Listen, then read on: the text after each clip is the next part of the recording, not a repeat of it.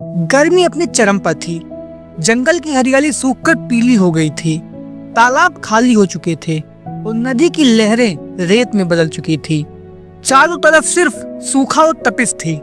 आसमान भी मानो आग बरसा रहा था और इसी गर्मी में एक थका हुआ कौवा अपनी आखिरी सांसों की लड़ाई लड़ रहा था। वो कौवा कई दिनों से पानी की तलाश में था। उसकी प्यास इतनी बढ़ चुकी थी कि उसकी चोंच सूखकर सफेद हो गई थी। उसकी उड़ान कमजोर हो गई थी और हर एक पंख जैसे बोझ बन गया था। लेकिन उसकी आंखों में अभी भी उम्मीद थी। उसने ठान लिया था, पानी मिलेगा चाहे कुछ भी हो जाए। हार मानना मेरी आदत नहीं, उसने खुद से कहा। कौवा जंगल के ऊपर उड़ते हुए हर तरफ देखता।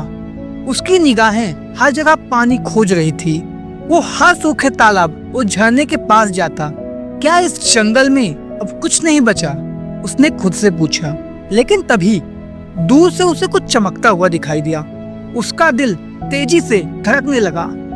शायद ये पानी है, उसने खुद से कहा और अपनी बची हुई ताकत से उस दिशा में उड़ चला। जब वो उस जगह पहुंचा तो देखा कि वो बस एक चमकता हुआ पत्थर था। उसकी उम्मीदें टूट गईं। उसकी आंखों में निराशा साफ झलक रही थी। उसने खुद से कहा, क्या मेरी कहानी यहीं खत्म हो जाएगी? लेकिन तभी उसके भीतर से एक आवाज आई, हार मत मानो, अगर अभी रुक गए तो सब खत्म हो जाएगा, आगे बढ़ो। कौवा फिर से उड़ चला। उसकी उड़ान अब धीमी हो चुकी थी, लेकिन उसकी उम्मीद अभी भी जिंदा थी। कुछ देर उड़ने के बाद उसने दूर एक पुराना मटका देखा। मटके का मुंह धूल से भरा था, लेकिन उसे उम्मीद थी कि उसमें पानी हो सकता है। उसने अपने थके हुए पंखों को और जोर से फड़फड़ाया और मटके के पास पहुंचा। उसने जल्दी से मटके के अंदर झांका। उसकी आंखें चमक उठी। मटके के तल में थोड़ा सा पानी था। पानी, आखिरकार मुझे पानी मिल गया, उसने खुद से कहा। लेकिन उसकी खुशी जल्द ही चिंता में बदल गई। पानी बहुत नीचे था और उसकी चोंच वहां तक नहीं पहुंच सकती थी। कौवा फिर परेशान हो गया।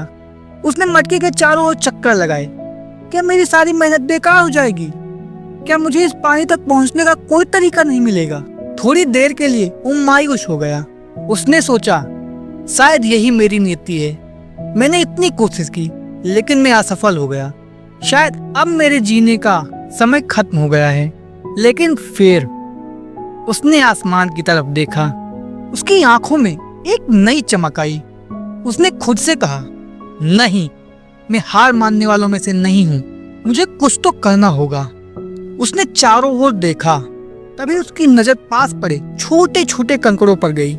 उसके दिमाग में एक ख्याल आया, अगर मैं इन कंकड़ों को मटके में डालूं तो शायद पानी ऊपर आ जाए, तब मैं इसे पी सकूंगा। ये विचार उसकी उम्मीद की आखिरी किरण बन गया। उसने तुरंत काम शुरू कर दिया। वो एक एक करके कंकड़ उठाता और मटके में डालता। हर कंकड़ के साथ पानी थोड़ा थोड़ा ऊपर आ रहा था। लेकिन ये काम इतना आसान नहीं था। गर्मी की तपिश से उसकी ताकत खत्म हो रही थी।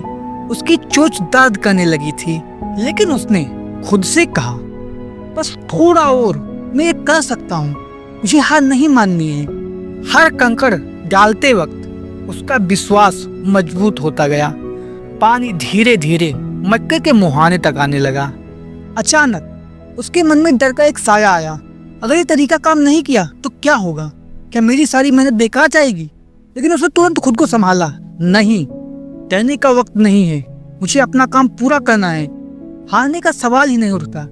और धीरे धीरे पानी मटके के किनारे तक पहुंच गया। कौवे की आंखों में खुशी के आंसू थे। उसने अपनी चोंच मटके में डुबोई और ठंडा मीठा पानी पीने लगा। उस पानी ने उसकी प्यास बुझाई, उसकी थकान मिटाई और उसे एक नई ताकत दी। उसने महसूस किया कि उसकी मेहनत और हिम्मत ने उसे बचा लिया। कौवा मटके के पास बैठा आसमान की ओर देख रहा था। उसने सोचा, अगर मैंने हार मान ली होती तो आज मैं ये पानी नहीं पी पाता। मेहनत और उम्मीद ने मेरी जान बचाई है। ये कहानी हमें सिखाती है, चाहे हालात कितने भी कठिन क्यों ना हों, हमें हार नहीं माननी चाहिए। हर समस्या का हल हमारे आसपास ही होता है, बस हमें उसे पहचानने और उसे पाने के लिए मेहनत करने की जरूरत है। कौवे ने दिखा दिया कि धैर्य, हिम्मत और मेहनत से कुछ भी संभव है। तो जब भी आप अपने जीवन में किसी मुश्किल का सामना करें तो खुद से पूछें, क्या मैंने अपना आखिरी कंकड़ तक इस्तेमाल किया है? अगर स्टोरी अच्छी लगी हो तो चैनल को तुरंत सब्सक्राइब और वीडियो को लाइक कर दीजिए, क्योंकि यही मुझे मोटिवेट करता है आगे वीडियोस बनाने के लिए।